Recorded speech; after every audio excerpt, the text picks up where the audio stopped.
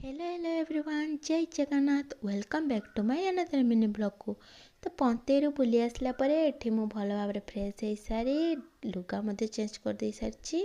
तो बिकाले मु आज घरे नथिले तो पक्षी माननकु खाइबा पे मध्य दे पारि नथिनी कि तांकर पानी मध्य चेंज करथिनी। तो आसला परे एठी फास्ट मु आगे सेमानकु पानी चेंज करके दे देछि आ खाइबा पे मध्य किछि दे देछि।